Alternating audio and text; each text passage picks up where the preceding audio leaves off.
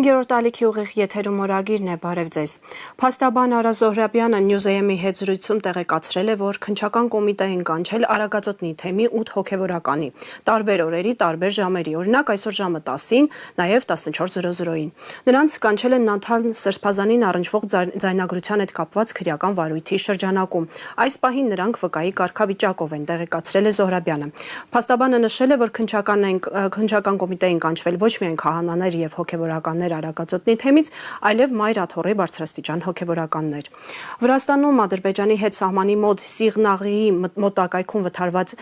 թուրքական C-130 բեռնատար ինքնաթիռում զոհվել են բոլոր թուրք 20 զինծառայողները, այդ թվում անձնակազմի անդամները։ C-130-ը սովորաբար օգտագործվում է թուրքական զինված ուժերի տեղափոխման եւ այլ լոգիստիկ գործողությունների համար։ Իսկ այս պահին ազգային ժողովում Նիկոլ Փաշինյանի մասնակցությամբ քննարկում են 2026 թվականի բյուջեի նախագիծը։ Առաջարկում եմ ծանոթանալ մամուլի նորություններին։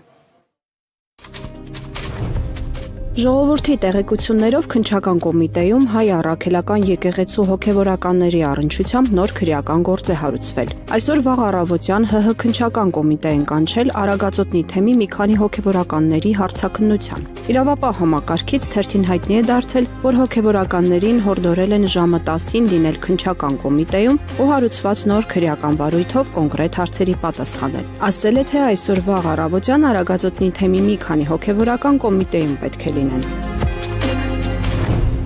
Իրավունքը գրում է. ասում են, թե Հովհանավանքի նախկին քահանա Տեր Արամին, նույն ինքը Ստյոպա Ասատրյանին, իշխանավորները վստահեցրել են, վարձքդ մեծ ա լինելու, չմտածես։ Բանն այն է, որ ըստ շրջանառվող լուրերի Ստյոպան դժգոհել է, թե ինքն իրեն ժերտվա տվեց, բայց արժանավույն չգնահատվեց։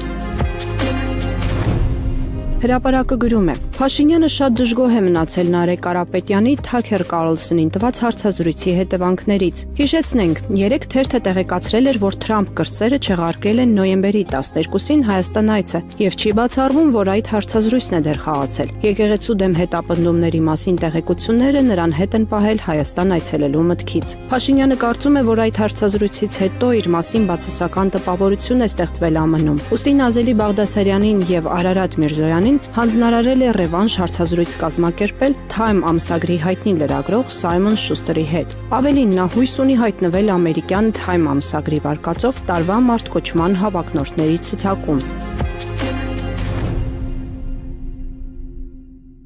Դուք դիտում եք օրագիրը։ Այսօրվա իմ հյուրն է միջազգային անվտանգության հարցերով մասնագետ Արմեն Մանվելյանը։ Պարոն Մանվելյան, շնորհակալ եմ մեզ հրավիրելու համար։ Ես շնորհակալ հրավերքի համար։ Վաղը հանրային ծառայությունները կարգավորող հանձնաժողովը հեցին զրկում է լիցենզիայից։ Ինչ է դա նշանակում։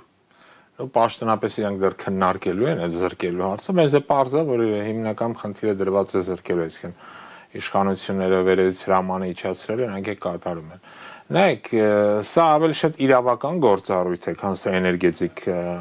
թեմատիկա, չնայած ինքը ուղղակիորեն առնչվում է նաև էներգետիկ անվտանգության, կան որ հեծում էր էներգետիկ անվտանգության մի մասը։ Ու պետք է մի փոքր հասկանանք, էլի իրավական առումով իրենք ինչ են ուզում անել։ Իմ տպավորությամբ իրենց նպատակն է սեփականության, ասենք գողությունը։ Այսինքն պարզ է, որ հեծը առանց լիցենզիա չի կարող աշխատել, բայց նաև պարզ է, որ իրանք կանգնեցնել հեծի աշխատանքը եւս չեն կարող, որովհետեւ մարդիկ ուղղակի կզրկվեն էլեկտրաէներգիա ստանալու հնարավորությունից։ Հետաբար այստեղ ավելի շատ խոսքը գնում է իմ խորին համոզմամբ սեփականության գողության դասական դեպքով, որ ասենք թե մինչև էս հայտնի է ռուսական իրականության մեջ այսպես կոչված ռեյդերսկի զախված կոչվածով։ Երբ որ մտնում էին, փասաթղթերի կեղծում էին կատարում եւ ինչ որ գործանի կամ ինչ որ հողամասի սեփականատեր էին դառնում։ Հիմա սրանք օգտվել է իշխանական իրենց իշխանության լինելու հանգամանքով եւ փորձում են սեփականությունը գողանալ, այլ քանի որ նույնիսկ խորհրդանի որոշմամբ միևնույն է, հեծի սեփականատերը շարունակում էր մնալ Տաշիր գրուպը։ ու իրենք դարձել են ընդամենը այդ այսպես ասենք արտաքին կառավարողներ։ Հիմա փորձում են նաև այդ սեփականությունը գողանալ, հավանաբար կստեղծեն ինչ որ, չգիտեմ, ինչ որ անունով, տեց անունով օրինակի համար կազմակերպություն եւ որին շատ արագ լիցենզավորը կտաս այդ լիցենզը եւ այդ ամբողջ սեփականությունը կփորձեն արդեն տեղավորել այդ նոր կառույցի հովանու ներքո փորձելով դրանով կառավարել։ մոտապես այս գործընթացն է, բայց նորից եմ կրկնում, սա ոչ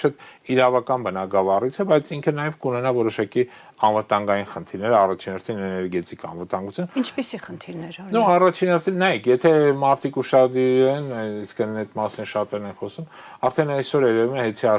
վատ աշխատանքը, որը պարզ մարդիկ տենում են պարբերաբար լույսերի անջատման արդյունքում, որը կա ամբողջ Հայաստանով մեկ։ Սա մեծ բնույթ է ստացել հատկապես աշնան սեպտեմբեր ամիսից սկսած եւ վախենամ, որ ձմռանը սա ավելի մեծ ծավալում բնույթ կստանա անդադ անջատումներ էլեկտրաէներգիայի եւ այլն։ Նորից եմ կրկնում, սա շատ վատ կառավարման հետևանք է։ Այսինքն, երբ որ ոչ պրոֆեսիոնալները եկան զավթեցին իշխանությունը շատ նեղ մասնագիտական կառույցի մեջ եւ փորձում են զուտ քաղաքական իրենց հարցերը լուծեն կամ քաղաքական դրդապատճառներով այս գործընթացի մեջ մնալ։ Հիմա երբ որ տեղ ունեն այս սեփականության գողության փորձը, որի դեպ ասեմ դեռ պարզ չէ որ այն կհաջողվի թե չէ, սա կարող է մի քանի նպատակներ հետապնդել, մասնավորապես օրինակ որ փորձեն դրսից ինչ որ մեկին վաճառեն այսպես կոչված այդ կառույցը։ Ինչպես ավելի վաղ գրում էին թուրքական ինչ-որ ընկերության, այո։ Շատ հնարավոր է եւ թուրքական եւ չգիտեմ ադրբեջանական այս մարդիկ ոչ մի, ասենց ասեմ, կարմիր գծեր չունեն, եկեք չզարմանանք ոչ մի դեպքում։ Բայց մյուս կողմից էլ քանի դեռ կա Ստոկհոլմյան արբիտրաժային դատարանի որոշումը, ապա անել դա իրենց չի հաջողվի։ Բայց ներ հայաստանյան կյանքում իրեն կարող են փորձեն իրենցով անեն, փորձեն իրենց սեփականությունը սարքեն ուրիշի սեփականություն։ Այսինքն հայ սպառողի վրա դա երևալու է վատ կառավարման տեսքով, այո։ Դե ինքը արդեն երևում է այդ վատ կառավարումը արդեն կա այս պահի դրությամբ, գնալով այդ խնդիրը խորանալ է, որտեղ նայեք, հենց մի համակարգ է, որը անդադ ներդրումներ է պահանջում։ Դու պետք է անդադ ներդնես, որպեսզի այդ համակարգը չմաշվի։ Ահա, գանք, փաստորեն հասնելու ենք գնի բարձրացման։ Ճիշտ եմ հասկանում։ Սա էլ հնարավոր սցենարներից մեկն է, չպնդենք, որ հենց այդպես կլինի, որտեղ մյուս կողմից էլ հասկանում ենք, էլի, որ սան քաղաքական խնդիր են լուծում, նախընտրական խնդիր են լուծում, նույնիսկ եթե իրենք հասկանան, որ պետք է ստիպված են գինը բարձրացնել, ապա դա այս պահին գոնե չեն անի, մինչև ընտրությունները չավարտվի, բայց ընտրություններից հետո միանշանակ գինը բարձրացնելու են, եթե ասված չանի, իրենք նորից վերարտադրվեն։ Հայ սպառողի վրա դա կերևա աստիճանական գնի բարձրացման։ Նախ հայ սպառողի վրա դա առաջին հերթին կերևա որ այդ էլեկտրաէներգիայի մատակարարումները կսկսեն ոչ ստանդարտ, ասենց ասեմ, պարբերաբար լինել։ Վրաստանի օրն ենք ընկնելու։ Միանշանակ գնում ենք ուղիղ այդ ճանապարհով, Վրաստանի օրը ընկնելու ճանապարհով են գնում, այդ սխալներն ենք մեկ առ մեկ կրկնում, պլյուս դա կարտահայտվի նաև տատանումներով, որ արդեն այսօր կա էլեկտրաէներգիա շատ մեծ տատանումներ կա, ինչը բերում է շատերի, ասենք ապրանքների տնային կամ այլ տիպի ապրանքների բարբերաբար փչացմանը եւ այլն եւ այլն։ Այսինքն այս գործընթացը ցավոք սրտի սա վատ կառավարման, դիլետանտիզմի արդյունք է եւ նաեւ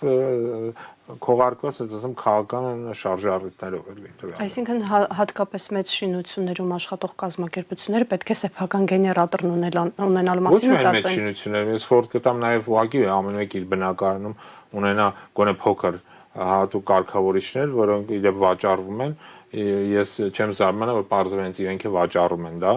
Այսինքն իրենց բիզնեսը խթանելու միջոց ծառայեցնել։ Սա չեմ զարմանա, եթե պարզվի, որ իրենք էլ հենց վաճառում են, իրենք բերել են եւ այս ամենը մի կողմից վատ կառավարում, մյուս կողմից փորձում են այդ վատ կառավարումը ազդում մեր բոլորի կենցաղի վրա, մյուս կողմից փորձում են դրա վրա փող աշխատել։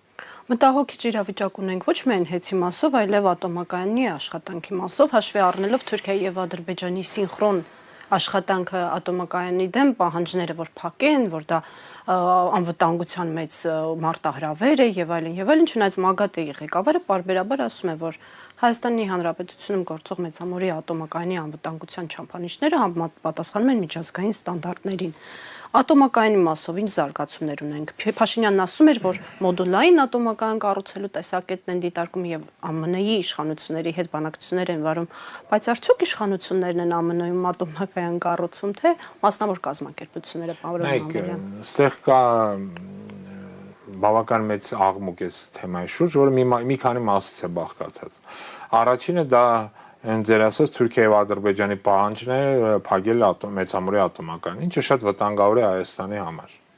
Բայց ինչը վտանգավոր Հայաստանի համար։ Իհարկե, բայց ինչը շատ ձեռնատու են Թուրքիային, Ադրբեջանին։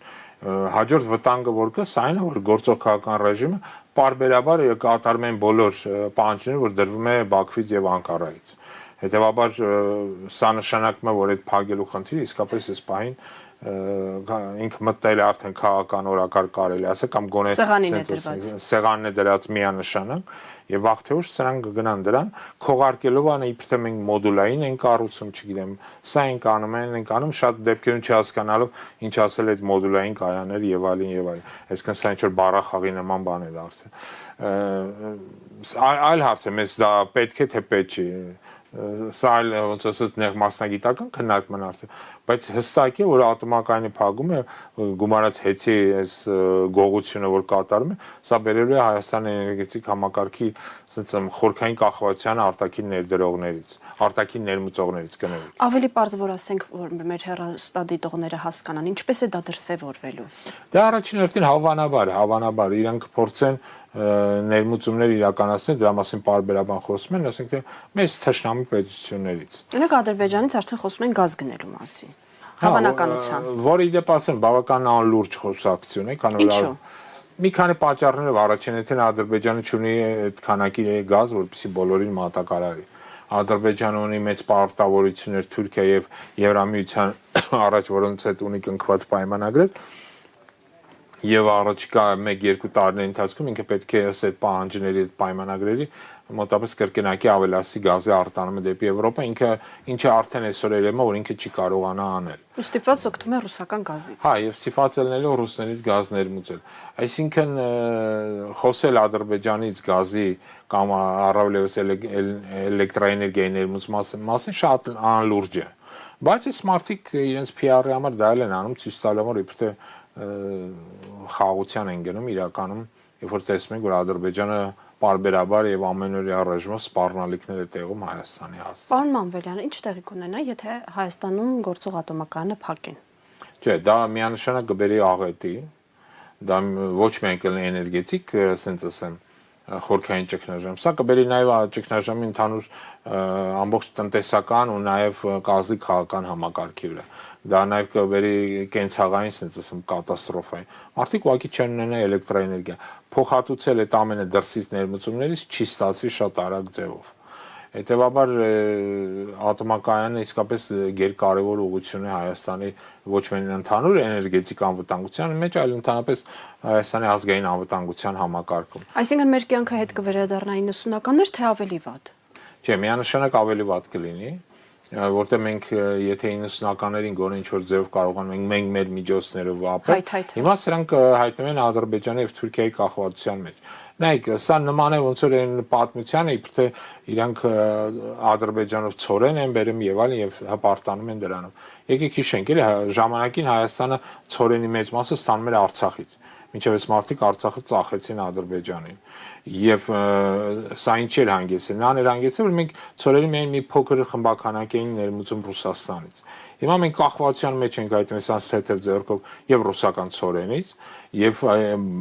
դա դեռ բավ չէ, իրանք ավելացրել են կախվածություն նաեւ ադրբեջանական ուղությունից, ինչը մենք կարիքի դեպ ասեմ չունենք։ Ընդ որում անասնակեր են բերում հայ բնակչության։ Սա արդեն հարցի մյուս կողմն է, որ իրանք ծորենի ավանդական անասնակեր են բերում, բայց մենք հայտնվել ենք եւ Ռուսաստանից կախվածության մեջ, քանի որ ծորեն այնտեղ է։ Այսինքն ավելի է խորացել Ռուսաստանից։ Մեր կախվածությունը եւ Ռուսաստանից հակառակն են։ Այո, երբ որ իրանք հակառուսական իրենց քաղաքացիական ռետորիկայի սահմաններում իրանք բերել են Հայաստանի խորքային կախվածությունը Ռուսաստանից այդ մի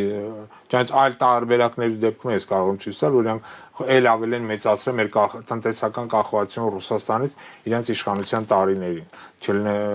շարունակելով այս հակառուսական իրենց ռետորիկան։ Մյուս կողմից նաև այդ կախվածությունը խորացրել են ինչ որ ճանապարհ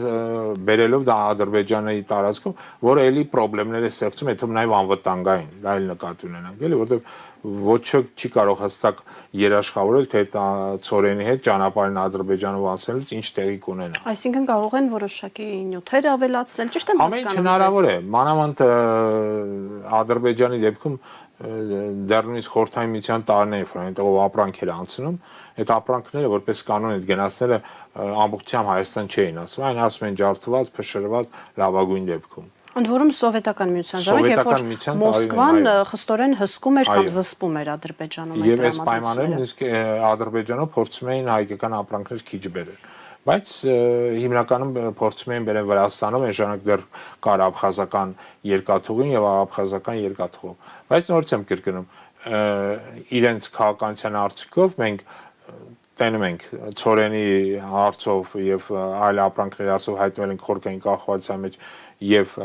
Ռուսաստանից եւ Ադրբեջանից, որի տարածքով իրանք բերում են, նորից ուզում հատուկ շեշտեմ, որ Հայաստանը կարիք չունի այդ ապրանքը բերի Ադրբեջանը։ Մենք կարող ենք այն բերել Լարսով եւ մենք հիմնականում բերում ենք նաեւ Փոթին ավահանգստով։ Իշխանության ներկայացուցիչները պատճառաբանում են, որ Լարսում օրեր շարունակ բեռնատարները կանգնած են մնում։ Նայեք, մենք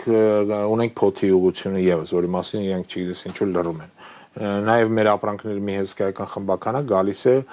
ծովով, գալիս է Փոթիով եւ այլն։ Այսինքն մենք միշտ երկու ուղղություն ենք ունեցել։ Խնդիրը Լարսը չի։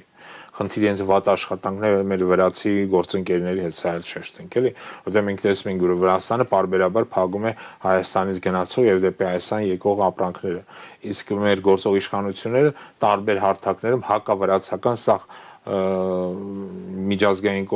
sense ասեմ բանաձևերին կողմ են քվեարկում կամ էլ նույնիսկ բանաձևի կազմանը ակտիվ աշխատանք է Երևանում է տեղի ունեցել եւ Եվրոնեսի ժամանակ ընդունվեց հակավրացական որոշում եւ Հայաստանը կողմ քվեարկեց իսկ այդ հակավրացական որոշման մեջ ասում էր որ նրանք չեն ճանաչում Վրաստանի իշխանությունները ընդ որում այդ բանաձևին պատգամավորներից մեկը ասաց որ ակտիվ մասնակցություն են ունեցել կազմանը Մարի Կարապետյանը, Մարիա Շատ հնարավոր է, ես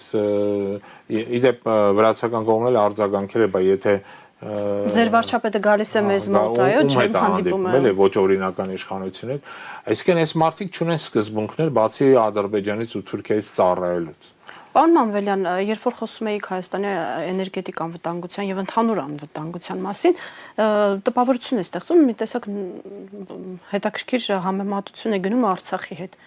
Ճիշտ եմ հասկանում, որ այս քաղաքականությամբ Հայաստանը տանում են Արցախի սցենարով, երբ որ Ադրբեջանը երբ որ ուզում էր գազը բացում էր, երբ որ ուզում էր լույսը անջատում էր։ Հա, մոտապես այդ իրավիճակն է կատարվում, եթե ասված չանի սրանք ոչ միայն մեծամորը փակեն, այլ նաեւ ասված չանի անկլավները հանձնեն, այսպես կոչված անկլավները, որտեղ իրականության մեջ մենք գիտենք, էլի ձեր միասին, որ Հայաստանի տարածքում ոչ մի ադրբեջանական անկլավ էլ չկա։ Դա կարելի է բացել սահմանադրությունը։ Դե դա չորրորդ Հայաստանի Հանրապետությունն է, պարոն Մանվելյան, այլ պատմություն։ Ապա Հայաստանը նաև կզրկվի գազի ներմուծումից, որտեղ դա անցնում է տարածքով եւ դրան շատ մոտ։ Այսինքն այստեղ միայն տարածքների խնդիրը չէ։ Հա, իհարկե միայն տարածքներ, նաև ինքը դառնալը շատ մոտ մեր երկաթգծերին, մեր գազի խողովակներին, իրենք այդ ամենը կարող են վերցնել իրենց վերահսկողության։ Այս մասին ավելի մանրամասն առաջարկում եմ շարունակել զրույցը մամուլի նորություններին ծանոթանալուց հետո։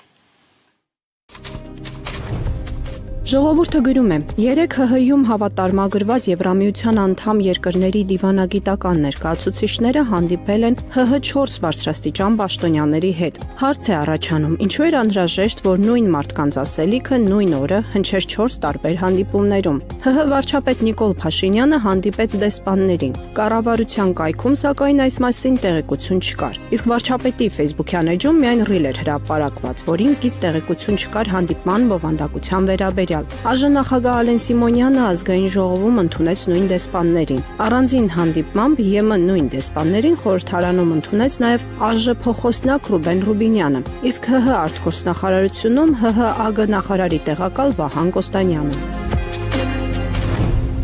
Հրապարակը գրում է. ՔՊ-ում նախընտրական աժիոտաժին մինչն այս պահն անհաղորդ են իշխանական ֆրակցիայի անկուսակցական падգամավորները։ Երեկվա դրությամբ падգամավորության տեխնացության համար այս շրջանակից դեռ առաջադրումներ չէին եղել։ Թերթին ասել են, որ Անդրանիկ Քոչարյանը այդուհանդերձ մոտորերս կառաջադրվի։ Փոխարենը падգամավոր աշխատելու հավեսը կորցրել է Գագիկ Մելքոնյանը։ Խաչատուր Սուքիասյանի մասով էլ ասում են, դեռ չի կողմնորոշվել։ Հավանաբար սպասում է վերևների տրամադրվածությունը շոշափելուն։ Հրապարակը գրում է. 3 ռեկորդային ժամկետում քառորդ օրում ՔՊ-ն սպառեց ԱԺ քառօրյանիստերի օրակարգը եւ մեծ ընդմիջումից հետո մի քանի ժամանոց հանգստի գնաց, վերադառնալով միայն հայտարարությունների ժամին։ Թերթին ասել են, որ հատուկ են թեթևորակարգ ընտրել մեծ մարտից առաջ։ Բանն այն է, որ այսօր առավոտվանից սկսվելու է 2026 թվականի բյուջեի նախագծի քննարկումը։ Մեկնարկը տալու է Նիկոլ Փաշինյանը, բայց քանի որ այն նախընտրական տարվա բյուջե է եւ նախորդ օրերին էլ ՀՀ նախկին նախագահներն իրենց հարցազրույցներով լավ ցավեցրել են Փաշինյանին, թիմը որոշել է գլխավոր ֆինանսական փաստաթղթի քննարկումը վերածել նախկինների ոսկորներն աղալու գործընթացի, նորից հիշելով էլ Գողփիսո, էլ Քաչալշուն։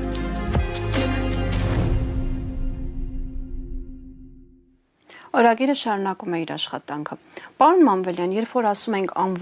անկլավներ, սովորական մարդը պատկերացնում է ուղղակի տարածքներ։ Դուք նշեցիք, որ այդ անկլավները միայն տարածքներ չեն, այլև կարևոր ենթակառուցվածքներ։ Մի փոքր կմանրամասնեք, ինչ երկաթուղու մասն է խոսքը, ինչ գազատարի մասն է խոսքը։ Նախ սկսենք այդ անկլավներ կոչվածից, էլի նորից եմ կրկնում, իրականության մեջ ոչ մի անկլավ գոյություն չունի։ Սա մեծագույն կեղծիք է, որտեղ եթե ադրբեջանական, այսպես ասենք, տարածքն էր Հայաստանում, օրինակ համար խորհրդային միության տարիներից, չէ՞ ոնց որ սանք են պնդում, ապա կներ խորհրդային Հայաստանի գերագույն խորհրդի որոշումը,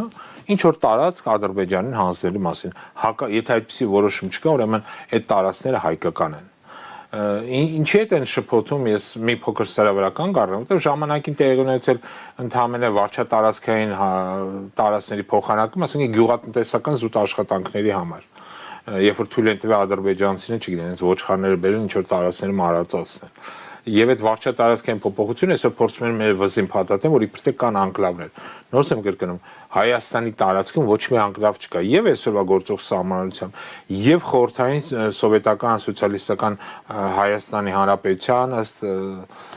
սահմանադրության, որը իդեպ սահմանադրություն է ունեցել, էլի։ Չկան անկլավներ։ Հետաբար անկլավային տրամադրությունները ստեղծում են այսօրվա ռեժիմը Հայաստանից տարածքներ նվիրելու համար Ադրբեջանին։ Պատմական զեղծարարություն է տեղի ունենում։ Սա լրիվ պատմական կեղծարարություն է եւ նրանց նպատակն է ուղղակի Ադրբեջանի հերթական պահանջը կատարել։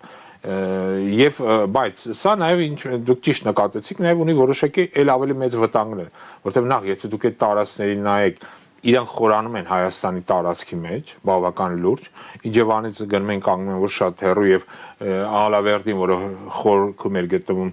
դառնում է շատ մոտ, այսինքն իրանք եւ մի շարք ուղղություններ վերցնում են վերահսկողության տակ, այսինքն այնտեղ կդնեն որոշակի ռազմական միավորներ կբերեն կդնեն եւ այդ ամբողջ տարածաշրջանը կսկսեն վերահսկել։ Շփման գոտի կդառնա։ Այո, պլյուս իրանք նաեւ կպահանջեն ճանապարհ դեպի այդ տարածքները։ Այսինքն հասկանում եք, չէ՞, վտանգները, որ գալիս են, սրանք փորձում են իբր թե խաղաղության անվան տակ Ադրբեջանի տարածքներ նվիրել, որը բերում է ռազմաքաղաքական իրավիճակի կտրուկ վատթարացման, առանց դրել վատ վիճակում է գտնում հարավը, հատկապես Սյունիքը, հիմա վատ վիճակում է հայտնվում նաև Հյուսիսը։ Ճիշտ եմ հասկանում, որ անկլավ կոչվող տարածքներից զուտ այլ տարածքներ են հանձնվելու, որովհետև ինչպես նշեցիք, ճանապարհ են հանձնել, չէ՞, ճանապարհ իրենց կողմից չի դրվելու է, որովհետև նույնց եմ կրում, ճիշտ եք նկատել, ճանապարհ դեպի այդ այսպես կոչված կեղծ անկլավներ չկան։ Եվ եթե սրանք գնան այդ անկլավների հանձնմանը, Ադրբեջանը նաև պահանջելու է ճանապարհից, մենք տեսնում ենք, էլի, այս մարդիկ Ադրբեջանի բոլոր պահանջները կատարում են։ Թուրքիա եւ Ադրբեջանի բոլոր պահանջները կատարում են, սա էլ կբերի նա որ նոր տարածքների հանձնման նորից էլի կեղծ ինչ որ պայմանագրեր կնքենք, ասեն, սա տարածք չի, սա ինչ որ, չգիտեմ, միջանցք է, սա Թրամփի ուղի է, կամ չգիտեմ, իմել կդնեն Նիկոլի ուղի եւ այլն, չգիտեմ, ինչ որ անուններ կդնեն, բայց փաստացի արդյունքում դե ֆակտո մենք կտեսնենք Հայաստանից տարածքների հանձնման իրավիճակ։ Պարոն Մանվելյան, այս իշխանությունը դրոշակ է սարքել ապաշրջափակում է ենթակառուցվածքների, լոգիստիկ ուղիների, երբ որ կարևորագույն ուղիները հանձնում են Ադրբեջանին, իսկ Ադրբեջանը հիմա բարի կամքի դրսևորում, ոչ թե ստորագրված փաստաթղթով է թույլ տալիս իր տարածքով անասնակեր հասցնել Հայաստան, ինչ եք կարծում, հնարավոր կլինի խոսել այս պարագայում ենթակառուցվածքների կամ ընդհանրապես ապաշրջափակման մասին։ Նայեք, շատ ճիշտ հարց եք տալի, որտեղ Հայաստանը հայտնվելու էլ ավելի խորքային շրջափակման մեջ։ Այսինքն դեպի Վրաստան գնացող ճանապարհները հայտնվելու են այդ անկլավների վերահսկողության ներքո։ Մենք չենք ունենալու դեպի Վրաստան գնացող։ Դե իրանք կարող են ցանկացած բայ այսպես անեն եւ փագեն։ Ուղղակի մի հատ, չգիտեմ, գնդացրորդ կդնեն եւ այդ գնդացրորդը երկու անգամ օդ կկրակի, parza էլ ոչ ոք այդ ճանապարհով չի գնա, չի գա։ Կամ իրենց ոստիկանները կարող են կանգնեցնել հայկական պետհամարիչներով մեքենաները։ Ամեն ինչ հնարավոր է։ Հասկացեք, այս օրվա քաղաքական ռեժիմի օրոք ամեն ինչ հնարավոր է, բայց ամենավտանգավորը, որ Հայաստանի արտաքին ճանապարհները հայտնում են սրանց վերահսկողության ներքո, այն անվանտակ, որ իբր թե ճանապարհ է բացում, բայց մենք իրականում տենում ենք շրջափակում եւ փորձելով խաբել բնակչությանը, որ իբր թե ճանապարհների բացում Հայաստանը ինչ-որ մի բան կբերի։ Ես ում հատուկ շեշտեմ, էլի, որտեղ քանի որ գիտական առումով զբաղվում եմ նաև տրանսպորտային ուղիների թեմատիկայով, աշխարհի ոչ մի երկիր, դուք չեք կարող շեշտել մեկ երկրի անուն կամ ինչ-որ մեկը, որը լինելով տրանզիտային պետություն կամ տարածք, դրանից ինչ-որ մեծ օգուտներ է ստանում։ Դրանից ինչ-որ գումարներ գալիս են, բայց երբեք ոչ մի պետություն դրանով չի ապրում, դրանով հնարավոր չի ապրել։ Ինչու իրենք ասում են ֆինանսական մեծ ներհոսքներ են լինելու Հայաստան, ներդրումներ, հանդիպում են ԱՄՆ-ում։ Բացարձակ ստախոսությամբ են զբաղվում, որովհետև ուզում հատուկ սալ շեշտեմ, Ադրբեջանը եւ Թուրքիան երբեք թույլ չի տա, որպեսզի նույնիսկ ճանապարհների իրենց կողմից պայմանական sense, ասենք, բացման դեպքում Հայաստանում ինչ-որ ներդրում կա։ Ու դրա ապացույցը կա հենց հիմա։ Նայեք, այսպես կոչված Թրամփի ուղին կամ ինչպես իրենք են սիրում ասել Զանգեզուրի միջանցքը, չէ՞։ Թվում է թե եթե իսկապես մի պահ մոռանանք այն ինչ որ իրականության մեջ կա, մտածենք այն իրականություն, որ իրենք են փորձում մեր խափելով մեր վրա ծախել։ Հա, իբր թե ճանապարհը գործի եւ այն կսկսի Հայաստանին օգուտ բերել, ապա գոյություն ունի Կարս Գյումրիից երազխով Նախիջևան դեպի Մեղրի ճանապարհ։ Թվում է թե տրամաբանական կլներ, եթե մենք այս ճանապարհը օրինակի համար, ասված իհարկե չանի, հանձնում ենք, ապա նրանք էլ գործարկեն այս ուղին, որի համար առանձնապես ոչ մի ներդրում էլ պետք չի, գործող ճանապարհ է, գործող երկաթգիծ է։ Ընդամենը մի քանի 100 միլիոն դրամով, ոչ ավել,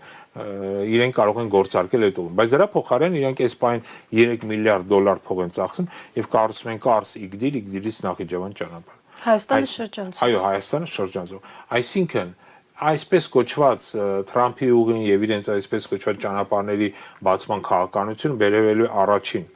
Տավուշով ճանապարհների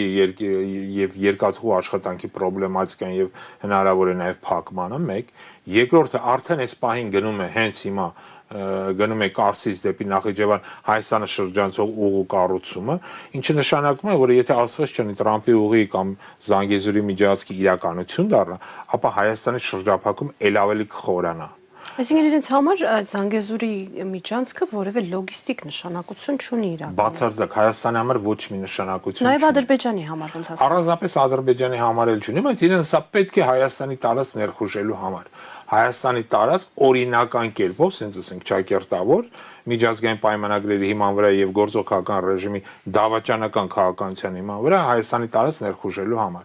Եվ իրենք կարող են վաղմիսօր այնտեղ կասուս բելի ստեղծել, եթե ասված չան այդ ճանապարհը իրենց տրվի եւ փորձեն դրանով ապացուցեն կամ Հայաստանի ներխուժման իրենց փորձերը լեգիտիմացնեն, այո։ Բավականին sense վատ Հա, ամեն ինչ գնում է վատագույն սցենարներով, ցավոք սրտի, այսինքն լավ սցենար չկա, էլի, որտեվ մենք գործում ենք մի քաղաքական ռեժիմի հետ, որը ապրում է, ասենք, Ադրբեջանից եւ Անկարայից եկած թելադրանքով։ Երբ որ մենք խոսում ենք ապաշրջափակման մասին, պարոն Մանվելյան, երբ որ խոսում ենք դեպի Վրաստան գնացող ճանապարհի ադրբեջանական վերահսկողության տակ հայտնվելու հեռանկարի մասին, մենք մոռանում ենք նաև մի կարևոր հանգամանք տնտեսական բաղադրիչ է, այո, ինչ վիճակում են հայտնվելու Հայաստանի արտադրողները, ովքեր արտահանում են որոշակի ապրանքատեսակներ նույն Վրաստանի ճանապարհով։ Նայեք, սա ինչ պատկեր է ստեղծելու Հայաստանում։ Նայեք, մեր պատկերը շատ վատն է, ցավոք սրտի, եւ արտահանումների հետ կապված, որտեվ իդեպ ասեմ, այս տարի օրինակի համար հենց այս քաղաքականության արդյունքում դեպի Հայաստանից արտահանումները էականորեն նվազել են։ Սա հենց այդ լոգիստիկ ճանապարհների հանձնման, իրենց այսպես ասած կեղծ օրակարգերի ներխուժման արդյունքում են, որը բերել է Վրաստանի հետ, ինչպես նշեցինք, մեր հարաբերությունների վատ թարացմանը, որը բերել է նաև Ռուսաստանի հետ խնդիրների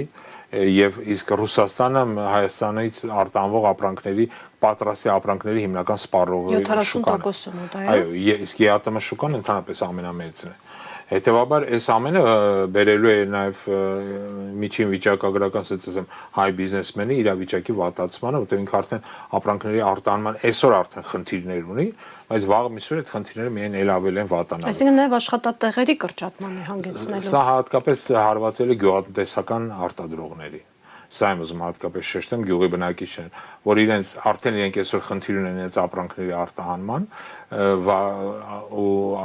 ընդհանրապես դրա սպառման խնդիր ունեն, հետագայում էլի ավելի վատանալու, որտեղ արտահանումը դեպի Վրաստան, ապա Վրաստանից դեպի Ռուսաստան կրճատվելու է շարունակաբար այս քաղաքականության արդյունքում։ Էլ չեմ ասում արդեն ստիպված են լինելու անդադ շրջանցող նորանոր ճանապարհներ կառուցեն, որպեսզի ադրբեջանցիներ ասենց ասեմ շփումներ չունենան։ Ստացվում է, որ Զանգեզուրի միջանցքը, եթե Աստված մի արածցե, կյանքի կոչվի այս տարբերակով, իշխանությունների այն բովանդակությամբ, որ իրենք են մատեցում, դա լինելու է թե Հայաստանի տնտեսության մահախոսականը, թե Հայաստանի Հանրապետության, ճիշտ եմ հասկանում։ Ընդհանրապես իրենց այսպես կողոչված բոլոր ճանապարհները բացենք եւ այլն աշխատենք, սա բավականին խնդրահարույց է Հայաստանի համար, որովհետեւ պատկերացրեք, եթե ճանապարհը բացի թուրքական, ասենք գյուղատնտեսական ապրանքները ներխուժեն Հայաստան, սա բերելու է ամբողջ գյուղատնտեսական հայկական արտադրության կանգին։ Իսկ մասսայական սնանկացմանը։ Իսկ երկար ժամանակ են թուրքերը հայերին էժան բանջարեղեն վաճառելու պահանջվել։ Դե պարզը միջև այն ժամանակ, միջև ամբողջ շուկանը գրավեն։ Այսօր դու շուկայում ստանան մոնոպոլ իրավիճակ, պարզա որ իրանք ամբողջովին գներն կբարձրացնեն, ամեն ինչ կանեն եւ նորից եմ գրկում սրանք վատագույն սցենարներ են, բայց ցավոք սրտի լավ սցենար ստեղ չկա։ Այսինքն ամենահավանական սցենարները այո, սա ամենատրամաբանական եւ հավանական սցենարներն են, որտեղ որ դու խոսում ես բոլոր ճանապարհների բացման մասին, ապա հարցը առաջանում ինչ ճանապարհներ, ինչու այդ սեղանին չկա, օրինակի համար ինչու չկա Գյումրի կարծ երկաթուղ ճանապարհը, որը օրինակի համար միակ ճանապարհն է, որը մեզ ձեռնատու է, որտեղ կարելի է կարսով կապվել, չգիտեմ, եվրոպական շուկաների հետ դուրս գալ նույն թուրքական, ասենք նավահանգիստներ, որը կարելի է ընտրանք լինի նույն վրացական փոթի նավահանգստին, բայց դրա այդ հարցը ընդհանրապես սեղանին չկա։ Տես թեմաներ չեն քննարկում։ Դրա փոխարեն շատ լուրջ դեմքով քննարկում են Հայաստանից տարածքների հանձնման, որը բերելու է դեպի Վրաստան ուղիների վերահսկողության անցմանը ադրբեջանական կողմին։ Բավական լուրջ դեմքով հենց հիմա կառուցվում է դեպի Նախիջևան Հայաստանը շրջանցող ճանապարհ եւ ապա այսպես կոչված չարաբաստիկ Թրամփի ուղու հարցն է քննարկում, նորս եմ գրքում, այս ամենը շատ վատ վիճակի է հասցնելու Հայաստանը, Հայաստանի լոգիստիկ իրավիճակը ել ավելի ծանրանալու, Հայաստանը հայտնվելու է լրջագույն ճնշման մեջ թե Ադրբեջանից եւ թե Թուրքիայից, ու Հայաստանը կամաց վերածելու է արտադրող պետությունից, ասենց ասեմ, ծառայություններ մատուցող ինչ որ տարածք են, իս պետության չէ։ Տարածքի, որը զբաղվել է ռեստորանային բիզնեսը, որտեղ որը զբաղվել է, հա, եթե Ադրբեջանը գնա, ասենք թե թուրքերը գնան, այս իրենց սպասարկելու գործընթացի վրա, որը նորից եմ կրկնում, բոլոր են հույսերը, թե դա ինչ որ ներդրումներ կբերի Սինեն, որտեղ դա չի բերի ներդրում Հայաստան։ Պարոն Մանվելյան, շնորհակալ եմ հետաքրքիր զրույցի համար։ Մեր ժամանակը սպառվեց, օրագրի հաջորդ թողարկումը դիտեք վաղ առավոտյան 11-ին։ Օրը թող բարի լինի։